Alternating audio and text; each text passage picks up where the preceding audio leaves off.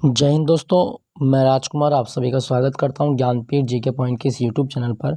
दोस्तों, उत्तर प्रदेश बीडीओ री एग्ज़ाम के लिए जो जीके का मॉक टेस्ट है, उसी मॉक टेस्ट की कड़ी में एक और मॉक टेस्ट लेके आया हूं। 50 प्रश्न लेके आया हूं जीके के, इनका अभ्यास करते हैं। तो चलिए, पहला प्रश्न आपकी स्क्रीन पर क्या कहा गया है।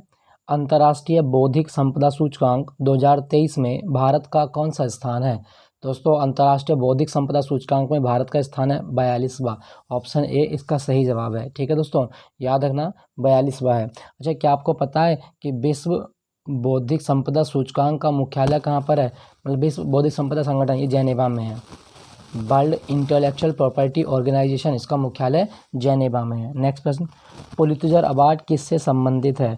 दोस्तों, पुलित्जर अवार्ड ना ये पत्रकारिता का नोबेल कहलाता है। ऑप्शन सी पत्रकारिता का नोबेल है पुलित्जर अवार्ड, याद रखिएगा। दोस्तों, यहाँ पे लिखा गया ओलंपिक खेल। क्या आपको पता है कि आधुनिक ओलंपिक खेल 1896 में शुरू हुए थे एथेंस से।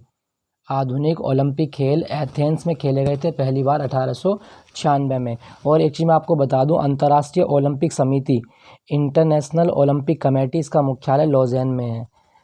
International Olympic committee Lausanne. Clear दोस्तों, याद रखिएगा। तो पुलित्जर अवार्ड पत्रकारिता के लिए। नेक्स्ट है, मीन कैंप किसकी आत्मकथा है। दोस्तों, मीन कैंप जो है ना वो हिटलर की आत्मकथा का नाम है। जर्मनी का मतलब चांसलर है हिटलर, तानाशाह है, और इसने अपनी किताब लिखी थी मीन कैंप। ठीक है दोस्तों एक चीज़ याद है, हिटलर की पार्टी का नाम क्या है, नाजी पार्टी। हिटलर की पार्टी का नाम नाजी पार्टी है। ओह, ठीक है। यहाँ पे एक ऑप्शन में लिखा गया है दोस्तों आपका कार्ल मार्क्स। कभी क्वेश्चन आए कि दास कैपिटल पुस्तक किसने लिखी है, तो पुस्तक दास कैपिटल जो लिखी है ना वो कार्ल मार्क्स के द्वारा लिखी गई है। पुस्तक दास कैपिटल कार्ल मार्क्स के द्वारा लिखी गई है। क्लियर। तो मीन कैंप हिटलर की आत्मकथा। नेक्स्ट, द्रोणाचार्य पुरस्कार किसे दिए जाते हैं। दोस्तों, द्रोणाचार्य पुरस्कार ये दिए जाते हैं कोच को, जो खेल सिखाने वाले लोग होते हैं, ये आप याद रखना। और द्रोणाचार्य अवार्ड की शुरुआत कब हुई थी, 1985 में हुई है, ये भी आप याद रखिएगा। ठीक है दोस्तों। अच्छा, अर्जुन अवार्ड भारत में कब शुरू हुआ था। खेलों में दिया जाता है अर्जुन अवार्ड, तो अर्जुन अवार्ड की शुरुआत 1961 में हुई थी। अर्जुन अवार्ड 1961 में दिया गया था। ठीक है, याद रखिएगा। ग्रीन हाउस गैसें कौन सी होती हैं। दोस्तों, ग्रीन हाउस गैसें ऐसी गैसों को कहा जाता है जो पृथ्वी का पृष्ठीय तापमान बढ़ा देती हैं। तो कार्बन डाइऑक्साइड, मीथेन और क्लोरोफ्लोरोकार्बन, ये तीनों आपकी ग्रीन हाउस गैस होती हैं। ठीक है दोस्तों, याद रखना। अच्छा, ग्रीन हाउस गैसों की अवधारणा किसने दी थी, जोसेफ फोरियर ने। ग्रीन हाउस गैसों की अवधारणा किसने दी, जोसेफ फूरियर ने दी थी, याद रखिएगा। इस वैज्ञानिक ने सबसे पहली बार ग्रीन हाउस गैसों की अवधारणा के बारे में बताया था। ठीक है दोस्तों, चलिए अगले प्रश्न की ओर चलते हैं। भारत का नेपोलियन किस गुप्त शासक को कहा गया है। दोस्तों, भारत का नेपोलियन अपनी विजयों के कारण किसको कहा जाता है, तो सही जवाब होगा समुद्रगुप्त को अपनी विजयों के कारण भारत का नेपोलियन कहा गया है। ऑप्शन डी इसका सही जवाब है। ठीक है दोस्तों समुद्रगुप्त का दरबारी कवि कौन है, हरिसेन। हरिसेन, और हरिसेन ने प्रयाग प्रशस्ति लिखा है, याद रखिएगा। हरिसेन का प्रयाग प्रशस्ति अभिलेख है, और ये समुद्रगुप्त की विजयों से संबंधित है, याद रखना, पूछा जाता है आपके एग्जाम में। ठीक है दोस्तों अगर आपसे पूछा जाए गुप्त काल की राजभाषा क्या थी, तो गुप्त काल की राजभाषा संस्कृत थी, ये पूछा जाता है, आप याद रखना, गुप्त काल की राजभाषा संस्कृत। नेक्स्ट है, देवधर ट्रॉफी किस खेल से संबंधित है। दोस्तों, देवधर ट्रॉफी का संबंध ये आपका क्रिकेट से है, याद रखिएगा, क्रिकेट से। ठीक है दोस्तों क्या आपको पता है कि भारत में पहले वनडे कप्तान कौन थे। भारत के पहले वनडे कप्तान वो थे आपके अजीत वाडेकर। अजीत वाडेकर, ये पूछा जाता है, आप याद रखिएगा। अजीत वाडेकर भारत के पहले वनडे कप्तान थे। अच्छा, क्रिकेट की पिच की लंबाई कितनी होती है, 22 गज। क्रिकेट के पिच की लंबाई 22 गज होती है, ये आप याद रखना। भारत का राष्ट्रीय खेल हॉकी नहीं है। ठीक है, भारत का कोई भी राष्ट्रीय खेल नहीं है। अच्छा, यहाँ पे खेल की बात हो रही है तो आप याद रखना 29 अगस्त को मेजर ध्यानचंद का जन्मदिन होता है, और भारत में राष्ट्रीय खेल दिवस मनाया जाता है। ठीक है, राष्ट्रीय खेल दिवस 29 अगस्त। क्लियर, याद रखिएगा। नेक्स्ट है, किसने सैन्य शासन के क्षेत्र में दाग अर्थात घोड़े को दागने की प्रथा एवं सैनिकों के हुलिया लिखने की प्रथा का शुरुआत की थी, तो वो थी आपका अलाउद्दीन खिलजी। अलाउद्दीन खिलजी चेहरा सिस्टम व दाग सिस्टम के लिए जाना जाता है। अलाउद्दीन खिलजी के बचपन का नाम अली गुरसफ है, और ये अपने आप को दूसरा सिकंदर कहता है। ठीक है दोस्तों, याद रखिएगा। और ये मार्केट रिफॉर्म के लिए जाना जाता है। क्लियर दोस्तों, यहाँ पे एक ऑप्शन में लिखा गया है इल्तुतमिश। इल्तुतमिश ने इक्ता प्रणाली की शुरुआत की थी। इक्ता प्रणाली, इल्तुतमिश के द्वारा इंट्रोड्यूस की गई। और इसने एक चलाया था टंका जो था चांदी का था, कॉपर का जीतल और चांदी का टंका, 2 सिक्के चलते थे, जीतल कॉपर का होता था, इल्तुतमिश ने चलाए थे आपके ये, ठीक है, याद रखिएगा। बलबन अपने आप को ज़िले इलाही कहता है, क्लियर। चलिए, अच्छा यहाँ पे लिखा गया सिकंदर लोदी ने आगरा नगर की स्थापना की थी 1504 ईस्वी में।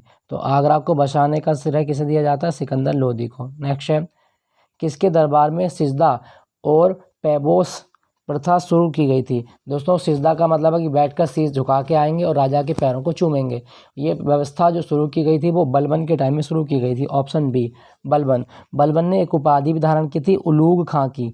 उलूग खां की उपाधि किसे दी गई है? बलबन को दी गई है, ठीक है दोस्तों, याद रखिएगा।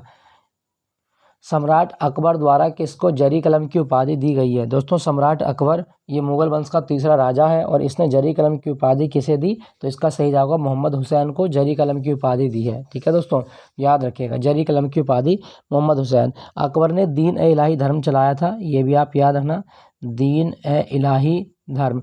और दीन ए इलाही धर्म जो चलाया था वो 1582 में शुरू किया था। इसको अपनाने वाला एकमात्र हिंदू कौन है? तो वो है आपका बीरबल, याद रखिएगा। नेक्स्ट आपका, भारत में बीबी का मकबरा कहाँ पर है? दोस्तों, बीबी का मकबरा ये औरंगजेब की पत्नी का मकबरा है और ये औरंगाबाद में है, ठीक है, औरंगाबाद का दूसरा नाम क्या है? संभाजी नगर। औरंगाबाद का दूसरा नाम है संभाजी नगर, याद रखिएगा, ठीक है दोस्तों। और इसे दक्कन का ताज भी कहा जाता है, बीबी के मकबरे को दक्कन का ताज भी कहा गया है। दोस्तों, यहाँ पे लिखा गया है हैदराबाद कौन सी नदी के किनारे? मूसी नदी के किनारे है हैदराबाद।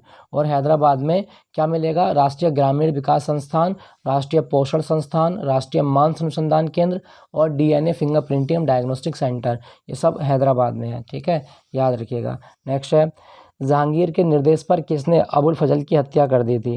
तो जहांगीर के निर्देश पर अबुल फजल की हत्या किसने कर दी थी? तो इसका सही जवाब होगा आपका बीर सिंह बुंदेला, ऑप्शन ए, बीर सिंह बुंदेला।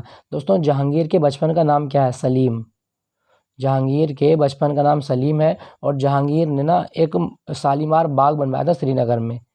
शालीमार बाग श्रीनगर में किसने बनवाया था? जहांगीर ने बनवाया था, याद रखिएगा। नेक्स्ट है, भारत में तंबाकू के प्रचलन का श्रेय किसे दिया जाता है? दोस्तों, तंबाकू जो भारत में शुरू किया गया वो किसकी देन है? पुर्तगालियों की, ऑप्शन बी, ठीक है दोस्तों, पुर्तगालियों की देन है। भारत में सबसे पहले जो यूरोपियन लोग आए थे वो पुर्तगाली थे, ठीक है, याद रखना। जब तंबाकू की बात करूँ तो तंबाकू जो है ना, ये इसमें क्या होता है? निकोटीन होता है, तंबाकू में उत्तेजक पदार्थ निकोटीन है। और भारत में तंबाकू अनुसंधान केंद्र आंध्र प्रदेश के गुंटूर में है, ये भी आप याद रखना। सबसे पहला वायरस जो था वो TMB वायरस था, टोबैको मोज़ेक वायरस, और ये तंबाकू की पत्तियों में खोजा गया था, ठीक है, याद रखिएगा। चलिए अगले प्रश्न की ओर चलते हैं। प्लासी की लड़ाई सन 1757 में सिराजुद्दौला और किसके बीच हुई थी?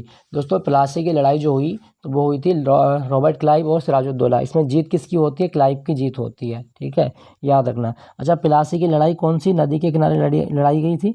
भागीरथी नदी के किनारे लड़ी गई थी, भागीरथी नदी के किनारे। नेक्स्ट है, किसे आधुनिक भारत का जनक कहा गया है? दोस्तों, आधुनिक भारत का जनक राजा राम मोहन राय को कहा जाता है, ऑप्शन सी इसका सही जवाब है।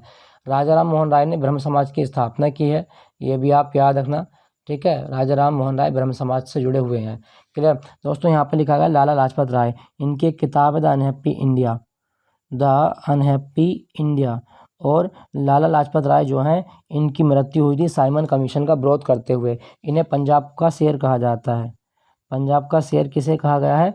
लाला लाजपत राय को पंजाब का शेर कहा जाता है, ठीक है दोस्तों, याद रखिएगा। अच्छा, लाला लाजपत राय कौन से धर्म को मानते हैं? आर्य समाज को मानते हैं, ये भी आप याद रखें। यहाँ पे लिखा गया दोस्तों भगत सिंह जो है ना, इनके बारे में एक चीज़ याद रखना, वाई आई एम एथीस्ट, ये आत्मकथा किसकी है? तो वाई आई एम एथीस्ट जो आत्मकथा है वो भगत सिंह की है, ठीक है, याद रखिएगा। नेक्स्ट है आपका अगला क्वेश्चन, किसने कहा था कांग्रेस पतन के लिए लड़खड़ा रही है? कांग्रेस पतन के लिए लड़खड़ा रही है, किसका कथन है? ऑप्शन देख लेते हैं। तो यहाँ ऑप्शन देख लेते हैं कौन सा सही है। तो दोस्तों, कांग्रेस पतन की ओर लड़खड़ा रही है, कथन था लॉर्ड कर्जन का, ऑप्शन बी, लॉर्ड कर्जन का कथन है कांग्रेस पतन की ओर लड़खड़ा रही है। दोस्तों, अगर आपसे पूछे कि भारतीय राष्ट्रीय कांग्रेस कब बनी थी? 1885 में बनी थी और कांग्रेस के संस्थापक कौन है? A.O. ह्यूम। नेक्स्ट आपका, शेरे पंजाब किसका उपनाम है? दोस्तों, शेरे पंजाब लाला लाजपत राय को कहा जाता है। शेर पंजाब लाला लाजपत राय का नाम है। ठीक है, आप एक तिकड़ी का नाम सुनते होंगे, लाल, बाल और पाल। लाल से लाला लाजपत राय, बाल से बाल गंगाधर तिलक और पाल से बिपिन चंद्र पाल। ये 3 गर्म दल के नेता हैं। ठीक है, लाला लाजपत राय पंजाब में राष्ट्रवाद के जिम्मेदार हैं, बाल गंगाधर महाराष्ट्र में और पाल ये बंगाल में। बिपिन चंद्र पाल बंगाल में राष्ट्रवाद फैलाने के लिए उत्तरदायी हैं। तो पंजाब का शेर लाला लाजपत राय को कहा जाता है। नेक्स्ट है आपका, नेक्स्ट अगला क्वेश्चन देखते हैं।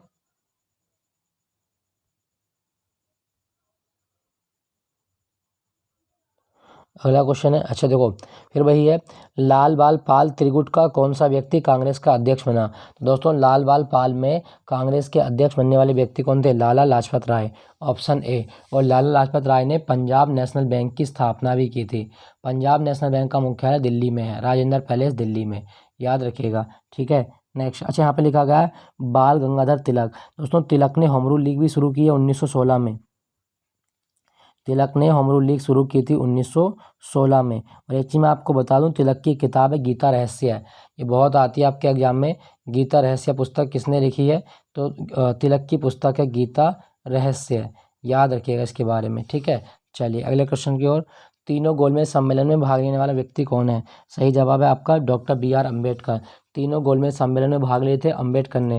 दोस्तों डॉक्टर बी.आर. अम्बेडकर का एक पत्र याद रखिएगा, मूक नायक। मूक नायक पत्र किसका है? अम्बेडकर का। और एक किताब है इनकी रिडल इन हिंदुज्म। रिडल इन हिंदुज्म किसके द्वारा लिखी गई है? रिडल इन हिंदुज्म, तो ये अम्बेडकर की किताब है रिडल इन हिंदुज्म। ठीक है, याद रखना। बाकी अम्बेडकर की आत्मकथा का नाम है वेटिंग फॉर बीजा। नेक्स्ट है आपका अगला क्वेश्चन, संविधान के किस संशोधन द्वारा संपत्ति के अधिकार को मौलिक अधिकारों की सूची से हटा दिया गया था? दोस्तों संपत्ति के अधिकार को जो मौलिक अधिकार की सूची से हटाया वो 44वें संविधान संशोधन के द्वारा हटाया गया था। ऑप्शन सी इसका सही जवाब है। एक चीज़ मैं आपको बता दूं दोस्तों, ये जब ऐसा किया गया था तो सरकार किसकी थी? मोरारजी देसाई की सरकार थी। मोरारजी देसाई की सरकार के दौरान संपत्ति के अधिकार को मौलिक अधिकार की सूची से हटा दिया गया था। ठीक है, याद रखिएगा। दोस्तों अगर आपसे पूछा जाए कि संविधान संशोधन की प्रक्रिया कौन से आर्टिकल में है? आर्टिकल 368 में। संविधान संशोधन की प्रक्रिया आर्टिकल 368 में है। नेक्स्ट है आपका, विश्व का सबसे लंबा रेलवे मार्ग कौन सा है? दोस्तों विश्व का सबसे लंबा रेलवे मार्ग जो है वो लेनिनग्राड से व्लादिवोस्टोक तक जाता है, रूस में है, याद रखिएगा। ठीक है, याद रखें, इंपॉर्टेंट है। अच्छा, दुनिया का सबसे लंबा या एशिया का सबसे बड़ा प्लेटफॉर्म कहाँ बना? हुबली में बना है अभी। एशिया का सबसे बड़ा प्लेटफॉर्म हुबली में बना है, कर्नाटक में। ठीक है, याद रखना, पहले गोरखपुर का था, अब ये दूसरा है। तो सबसे बड़ा प्लेटफॉर्म हुबली कर्नाटक में है। नेक्स्ट है, प्रथम पंचवर्षीय योजना का मॉडल किस पे आधारित है? दोस्तों पहली पंचवर्षीय योजना मॉडल हेराल्ड डोमर मॉडल पर आधारित थी। और पहली पंचवर्षीय योजना में हमने एग्रीकल्चर सेक्टर को बूस्ट किया था। ठीक है, याद रखिएगा, एग्रीकल्चर के लिए। अच्छा, क्या आपको पता है कि पंचवर्षीय योजनाओं की अवधारणा कहाँ से ली गई है? सोवियत संघ से ली गई है। पंचवर्षीय योजनाओं का जो कॉन्सेप्ट भारत में आया है वो सोवियत संघ से आया है, याद रखिएगा। नेक्स्ट है आपका, गिरोह की गति के नियम किसने प्रतिपादित किए थे? दोस्तों गिरोह की गति के नियम किसने दिए हैं? तो इसका सही जवाब होगा आपका ऑप्शन बी, कैपलर ने गिरोह की गति के नियम दिए हैं। ठीक है, कैपलर, क्लियर। अच्छा, गिरोह की गति से तो कितने ग्रह हैं हमारे सौरमंडल में? 8 ग्रह हैं, ये भी आप याद रखना। अच्छा, यहाँ पे लिखा गया आपका न्यूटन ने गति के नियम दिए हैं। और न्यूटन की किताब याद है, प्रिंसिपिया। न्यूटन की किताब है प्रिंसिपिया, इंपॉर्टेंट है, पूछा जाता है, याद रखिएगा।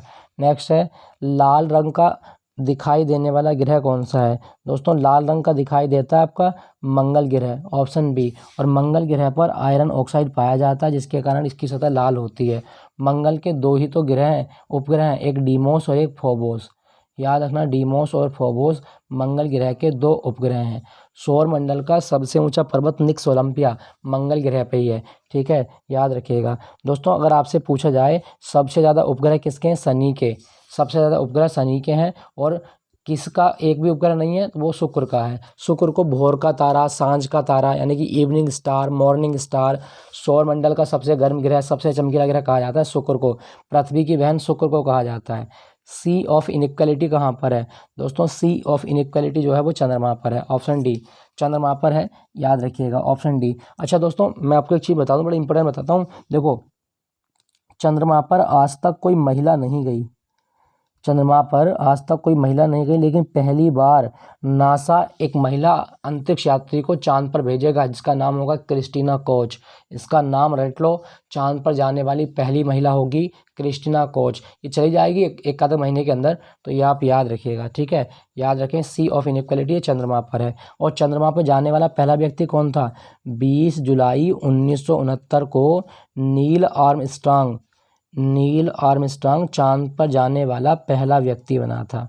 याद रखिएगा, नील आर्मस्ट्रांग चांद पर जाने वाला पहला व्यक्ति है, ठीक है।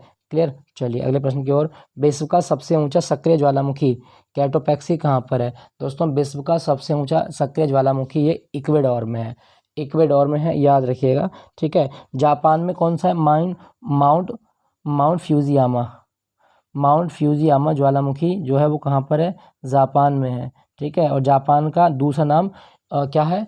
उगते सूर्य की भूमि, याद रखिएगा। तो कैटोपैक्सी इक्वेडोर में। अच्छा, यहाँ पे लिखा गया दोस्तों कनाडा। क्या आपको पता है कि भारत में जो संघ का विचार लिया गया, संघ की अवधारणा कनाडा से ली गई है, ठीक है, याद रखना। दक्षिण अफ्रीका, इसकी मुद्रा याद रखिएगा रैंड, दक्षिण अफ्रीका की मुद्रा रैंड है। नेक्स्ट है, स्वेज नहर किसे जोड़ती है? दोस्तों, स्वेज नहर जोड़ती है भूमध्य सागर को लाल सागर से। ऑप्शन ए, भूमध्य सागर को लाल सागर से जोड़ती है स्वेज नहर। नेक्स्ट है, विश्व का सबसे बड़ा मरुस्थल सहारा मरुस्थल कहाँ पर है? दोस्तों, विश्व का सबसे बड़ा मरुस्थल सहारा मरुस्थल जो है ना, ये आपका उत्तरी अफ्रीका में है। ऑप्शन बी इसका सही जवाब है। दोस्तों, क्या आपको पता है कि जीरोफाइट क्या होते हैं? जीरोफाइट, मरुस्थल में उगने वाले पौधों को जीरोफाइट कहा जाता है। याद रखिएगा, मरुस्थल के पौधे जीरोफाइट कहलाते हैं। नेक्स्ट है आपका, 10 डिग्री चैनल किसे पृथक करता है? 10 डिग्री चैनल जो है ये अंडमान को निकोबार द्वीपों से अलग करता है। ऑप्शन सी इसका सही जवाब है, ठीक है। याद रखिएगा, पूछा जाता है आपके एग्जाम में। अच्छा, अगर आपसे पूछे लक्षद्वीप और मालदीव को कौन अलग करता है, तो वो है आपका 9 degree channel, 9 degree channel. Clear, याद रखिएगा दोस्तों। चलिए अगले प्रश्न की ओर चलते हैं। अच्छा, अंडमान में ना अभी 21 द्वीपों का नाम सरकार ने बदला और किसके नाम पर रखा है? परमवीर चक्र विजेताओं के नाम पर। अंडमान निकोबार के 21 द्वीपों का नाम परमवीर चक्र विजेताओं के नाम पर रखा गया है। नेक्स्ट है आपका, सूची 1 को सूची 2 से मिलान करना है। अच्छा, क्या कहता है? सूची 1 को सूची 2 से मिलान करेंगे तो हम देखो, सबसे पहले याद रखें पाक जल संधि। पाक जल संधि जो है ना, ये भारत और श्रीलंका के बीच में है, ठीक है। तो इसका सही जवाब क्या बनेगा आपका? इसको थोड़ा जूम कर लेते हैं। इसका सही जवाब क्या बनेगा? इसका सही जवाब है बी। अब कैसे कैसे ये मिला लेते हैं। देखो, बेरिंग जल संधि उत्तरी अमेरिका और एशिया को अलग करती है, यानी कि पहला 3 से मेल खाता है ये वाला। पाक जल संधि जो है ये भारत और श्रीलंका के बीच है, 1 से मेल खाता है आपका। जिब्राल्टर जल संधि यूरोप को अफ्रीका से अलग करती है, 2 मेल खाता है। मलक्का जल संधि मलय और सुमात्रा को अलग करती है, तो 31-24 इसका कोड बनता है, ठीक है। ये आप देख लीजिएगा, स्क्रीनशॉट के लेके दोबारा देख लेना एक बार, ठीक। अगले क्वेश्चन की ओर चलते हैं। क्वेश्चन संख्या 31। क्वेश्चन संख्या 31 क्या कहता है? कुछ नगर दिए गए और नदियों के किनारे को मिलाना है। रोम नगर टाइबर नदी के किनारे है, ठीक है। लंदन टेम्स नदी के किनारे है, न्यूयॉर्क हडसन नदी के किनारे है, और मॉस्को मस्कोका नदी के किनारे है। बस मिल गया आपका। तो इसका सही जवाब क्या बनेगा आपका? ऑप्शन डी बनता है, ठीक है, डी बनता है। वैसे दोबारा आप देख लीजिएगा, मैं दोबारा मिला देता हूँ इसको। जैसे आपसे पूछेगा रोम कौन सी नदी के किनारे? टाइबर नदी के। मॉस्को मस्कोका के, लंदन टेम्स के, और न्यूयॉर्क हडसन नदी के किनारे है, ठीक है। नेक्स्ट प्रश्न है आपका, जोहान्सबर्ग निम्नलिखित में से किसके लिए प्रसिद्ध है? दोस्तों, जोहान्सबर्ग जो है ना, ये अफ्रीका में है और ये प्रसिद्ध है सोने की खानों के लिए। ऑप्शन सी इसका सही जवाब है। दोस्तों, भारत में भी एक सोने की खान है, बड़ी पूछी जाती है आपके एग्जाम में, कोलार की खान। तो कोलार की खान जो है ये कर्नाटक में है और ये गोल्ड के लिए जानी जाती है, गोल्ड के लिए जानी जाती है, याद रखिएगा। नेक्स्ट है, किस देश को यूरोप का मरीज कहा जाता है? तो यूरोप का मरीज किसको कहा गया है? सही जवाब है तुर्की। तुर्की को यूरोप का मरीज कहा जाता है, तुर्की। अच्छा, तुर्की की राजधानी क्या है? तुर्की की राजधानी है अंकारा। इंपॉर्टेंट है, याद रखिएगा, तुर्की की राजधानी अंकारा है और तुर्की की मुद्रा को लीरा कहा जाता है, ठीक है दोस्तों। नॉर्वे की राजधानी क्या है? ओस्लो। नॉर्वे की राजधानी क्या है? ओस्लो नॉर्वे की राजधानी है। और एक चीज़ याद रखना, नॉर्वे को मध्यरात्रि सूर्य की भूमि कहा जाता है। ठीक है। नॉर्वे की संसद एक अवार्ड भी देती है, एबेल प्राइज, गणित के क्षेत्र में। और ये किसको मिला था एबेल प्राइज? लुइस कपरेली को मिला है। ठीक है, याद रखना। नेक्स्ट आपका, निम्नलिखित में किस देश को अर्धरात्रि सूर्य का देश कहा जाता है? दोस्तों, अर्धरात्रि सूर्य का देश नॉर्वे को कहा जाता है। ऑप्शन डी इसका सही जवाब है। ठीक है। जापान को उगते सूर्य की भूमि या निप्पन कहा जाता है। निप्पन जापान का ही नाम है। क्लियर। दोस्तों, यहाँ पे लिखा गया है ब्रिटेन। अच्छा, ब्रिटेन के राजा कौन बने हैं? किंग चार्ल्स तृतीय। किंग चार्ल्स तृतीय ये ब्रिटेन के राजा बने हैं। ये आप याद रखना, इंपॉर्टेंट है, पूछा जाता है। और ब्रिटेन के पीएम कौन है? ऋषि सुनाक। नेक्स्ट है, निम्नलिखित में से कौन सा सही सुमेलित नहीं है? तो नहीं है पूछा है, ध्यान रखना। तो जोजिला दर्रा जम्मू कश्मीर में है, और ये है आपका सिपकिला दर्रा हिमाचल में, सही है। जलेपला अरुणाचल नहीं, सिक्किम में है, ये गलत है। तुजू दर्रा मणिपुर में, ये आपका सही है। तो आपका ऑप्शन सी गलत है। ठीक है। नेक्स्ट है, भारत का सबसे ऊंचा बांध कौन सा है? दोस्तों, भारत का सबसे ऊंचा बांध टिहरी बांध है, और ये भागीरथी नदी पर बना है, उत्तराखंड में। भारत का सबसे ऊंचा बांध टिहरी बांध भागीरथी नदी पर है। ठीक है। हीराकुंड बांध महानदी पर है, उड़ीसा में। हीराकुंड बांध महानदी पर। भाखड़ा नागल बांध सतलज नदी पर है, सतलज नदी पर है, याद रखिएगा। नेक्स्ट है, निम्नलिखित में से कौन सा सही सुमेलित नहीं है? उज्जैन क्षिप्रा नदी के किनारे सही है, सूरत तापी नदी के किनारे सही है, हैदराबाद मूसी नदी के किनारे सही है, कानपुर यमुना नहीं है, गंगा बहती है कानपुर में। तो कानपुर नगर गंगा नदी के किनारे है। ठीक है दोस्तों, याद रखना। अच्छा, भारत में दलहन अनुसंधान केंद्र कहाँ पर है? कानपुर में दलहन अनुसंधान केंद्र है, याद रखना, दलहन अनुसंधान केंद्र कानपुर। नेक्स्ट है, राष्ट्रीय वन अनुसंधान केंद्र कहाँ पर है? दोस्तों, राष्ट्रीय वन अनुसंधान संस्थान ये देहरादून में है। राष्ट्रीय वन अनुसंधान संस्थान देहरादून। और वन संवर्ती सूची का विषय है, संवर्ती सूची का विषय है वन, याद रखिएगा। नेक्स्ट है, दुधवा, दुधवा राष्ट्रीय उद्यान ये उत्तर प्रदेश में है, लखीमपुर खीरी में। तो सही जवाब आपका ऑप्शन बी, दुधवा लखीमपुर खीरी में स्थित एक नेशनल पार्क है। क्लियर। दोस्तों, यूपी में ना एक टाइगर रिजर्व, याद है ना, अमानगढ़ टाइगर रिजर्व। और अमानगढ़ टाइगर रिजर्व जो है ना, ये कहाँ पर है आपका? बिजनौर में है। ठीक है, याद रखना। क्लियर। चलिए, अच्छा, यूपी के बारे में एक चीज़ और याद रखिएगा, उत्तर प्रदेश में जो टोटल ज़िले हैं वो कितने? 75 हैं। और लोकसभा की सीटें 80 हैं, राज्यसभा की सीटें 31 हैं। नेक्स्ट है, कौन सी खरीफ की फसल है? दोस्तों, कौन सी खरीफ की फसल है? ऑप्शन ए, चावल। चावल, अच्छा नहीं है, सॉरी नहीं है पूछा है, तो देख लेते हैं यहाँ पे। चावल, गन्ना, कपास ये सब खरीफ की फसल है, लेकिन गेहूँ रबी की फसल होता है, याद रखिएगा। ठीक है दोस्तों, कपास के बारे में आप याद रखना कि इस फसल को सिल्वर फाइबर कहा जाता है। तो सिल्वर फाइबर जो है वो कपास को ही कहा गया है, सिल्वर फाइबर कपास को। और कपास अनुसंधान केंद्र नागपुर में है। कपास अनुसंधान केंद्र कहाँ पर है? नागपुर में। ठीक है, याद रखना। अच्छा दोस्तों, यहाँ पे लिखा गया है चावल, चावल अनुसंधान केंद्र उड़ीसा के कटक शहर में है। और गन्ना अनुसंधान केंद्र ये लखनऊ में है, गन्ना अनुसंधान संस्थान लखनऊ में। ठीक है, याद रखना। नेक्स्ट है आपका अगला क्वेश्चन, चाबी भरी घड़ी में कौन सी ऊर्जा रहती है? दोस्तों, चाबी भरी घड़ी में स्थिति ऊर्जा रहती है। ऑप्शन बी इसका सही जवाब है। ठीक है, देखो, गतिज ऊर्जा और स्थिति ऊर्जा का योग यांत्रिक ऊर्जा होता है, याद रखिएगा इसके बारे में। जब किसी वस्तु की गति दोगुनी कर दें तो उसकी गति ऊर्जा कितनी हो जाएगी? दोस्तों, गतिज ऊर्जा का सूत्र होता है K बराबर 1/2 mv²। अगर आपने गति को दोगुना कर दिया, मतलब वेग दोगुना हो गया, तो उसकी गति ऊर्जा 4 गुनी हो जाएगी, यही तो होगा, स्क्वायर हो जाता है उसका। तो इसका सही जवाब क्या होगा? किसी वस्तु की गति को दोगुना करने पर उसकी गति ऊर्जा 4 गुनी हो जाती है। ऑप्शन बी इसका सही जवाब है। नेक्स्ट है, दूध से क्रीम निकालने में कौन सा बल लगता है? दोस्तों, दूध से क्रीम निकालने में लगता है अपकेंद्री बल। अपकेंद्री बल की दिशा हमेशा केंद्र से बाहर की ओर होती है। दोस्तों, दूध किस प्रकार का कोलाइड है? इमल्सन होता है। ठीक है, इमल्सन। और दूध में कौन सी शर्करा होती है? लैक्टोज शर्करा होती है, लैक्टोज शर्करा। दूध पचाने वाला एंजाइम कौन सा है? रेनिन एंजाइम है, रेनिन। और एक चीज़ याद रखना, भारत में सर्वाधिक दुग्ध उत्पादन करने वाला राज्य अब राजस्थान है। यूपी दूसरे पे आ चुका है दूध के मामले में, याद रखिएगा। नेक्स्ट है, डॉपलर प्रभाव किससे संबंधित है? दोस्तों, डॉपलर प्रभाव ध्वनि से होता है।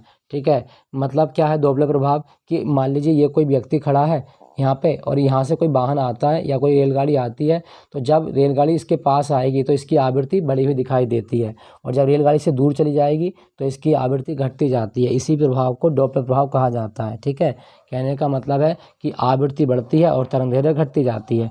डॉपलर प्रभाव ध्वनि में होता है, याद रखिएगा, इंपॉर्टेंट है, पूछा जाता है। ठीक है दोस्तों, अगर आपसे पूछा जाए, यहाँ लिखा गया जनसंख्या, डेमोग्राफी क्या होता है? डेमोग्राफी। दोस्तों डेमोग्राफी जो है ना, ये जनसंख्या का अध्ययन होता है और 11 जुलाई को मनाया जाता है विश्व जनसंख्या दिवस, ये भी आप याद रखें। अच्छा दोस्तों, क्या आपको पता है कि भारत में कागजी मुद्रा का प्रचलन कब हुआ था?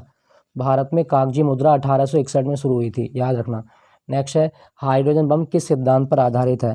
दोस्तों हाइड्रोजन बम नाभिकीय संलयन पर आधारित है। ऑप्शन ए, हाइड्रोजन बम नाभिकीय संलयन पर आधारित होता है, याद रखिएगा। दोस्तों सूर्य में ऊर्जा जो बनती है उसका कारण भी क्या है? सूर्य और तारों में ऊर्जा नाभिकीय संलयन के कारण ही बनती है, ठीक है, याद रखिएगा। नाभिकीय विखंडन पर परमाणु बम कार्य करता है। निम्नलिखित में से कौन सा माउस जैसा कार्य करता है? दोस्तों माउस जैसा कार्य कौन करेगा? ट्रैक बॉल करता है, याद रखिएगा। अच्छा, माउस किसने बनाया था? कंप्यूटर माउस डगलस एंजेलवर्ट ने बनाया था। डगलस एंजेलवर्ट ने माउस का आविष्कार किया था, याद रखिएगा, इंपॉर्टेंट है, पूछा जाता है, ठीक है, एंजेलवर्ट। नेक्स्ट है, भारत में सर्वप्रथम दिखाई देने वाला कंप्यूटर वायरस कौन सा था? तो भारत में सर्वप्रथम सी ब्रेन नाम का कंप्यूटर वायरस दिखाई दिया था। क्या आपको पता है कि भारत का पहला सुपर कंप्यूटर कौन सा है? परम 8000 भारत का पहला सुपर कंप्यूटर है, याद रखिएगा, इंपॉर्टेंट है, पूछा जाता है। नेक्स्ट है, आगा खां कप किस खेल से संबंधित है? दोस्तों आगा खां कप जो है ना, वो हॉकी के लिए होता है। ऑप्शन डी इसका सही जवाब है। अच्छा, हॉकी के मैच की अवधि कितनी होती है? 60 मिनट की अवधि होती है, याद रखिएगा। हॉकी का जादूगर किसको बोलते हैं? मेजर ध्यानचंद को हॉकी का जादूगर कहा जाता है, ठीक है, याद रखना, इंपॉर्टेंट है, पूछा जाता है। अच्छा दोस्तों, यहाँ पे लिखा गया है फुटबॉल। क्वेश्चन आएगा, संतोष ट्रॉफी किस खेल में होती है? संतोष ट्रॉफी जो है फुटबॉल के लिए होती है, याद रखना, इंपॉर्टेंट है, पूछा जाता है, ठीक है। लॉन टेनिस आप जानते हैं, टेनिस का वर्ल्ड कप किसे कहा जाता है? डेविस कप को, ये आप रट के जाना। डेविस कप किस खेल में होता है? टेनिस में होता है डेविस कप। नेक्स्ट प्रश्न की ओर चलते हैं। क्वेश्चन संख्या 49 क्या कहता है, उत्तर प्रदेशीय हिमालय का सर्वोच्च शिखर कौन सा है? दोस्तों उत्तर प्रदेश से हिमालय का सर्वोच्च शिखर जो है वो आपका नंदा देवी है। ऑप्शन सी, नंदा देवी अब तो उत्तराखंड में है लेकिन पहले यूपी में था, याद रखना। दोस्तों हिमालय जो है इसकी टोटल लंबाई कितनी है? 2400 kilometre, 2400 kilometre. Next, Uttar Pradesh में पंचायती राज संस्थाओं में महिलाओं को कितने % आरक्षण दिया गया है? दोस्तों उत्तर प्रदेश में पंचायती राज संस्थाओं में महिलाओं को कुल स्थानों का 1/3 आरक्षण दिया गया है। कुल स्थानों का 1/3 आरक्षण दिया गया है, ये आप याद रखिएगा, ठीक है दोस्तों, याद रखें। अच्छा, भारत में पंचायती राज दिवस कब होता है? पंचायती राज दिवस 24 अप्रैल को मनाया जाता है और पंचायती राज को संवैधानिक दर्जा 73वें संविधान संशोधन के द्वारा दिया गया है, ठीक है दोस्तों। तो ये था आज का मॉक टेस्ट, 50 प्रश्नों का हमने अभ्यास किया था। आई होप ये सेशन आपको अच्छा लगा होगा। अच्छा लगा हो तो एक लाइक ज़रूर दीजिएगा। बाकी मिलता हूँ आपको अगले मॉक टेस्ट के साथ में। Thank you for watching Gyanpeeth ji के पॉइंट।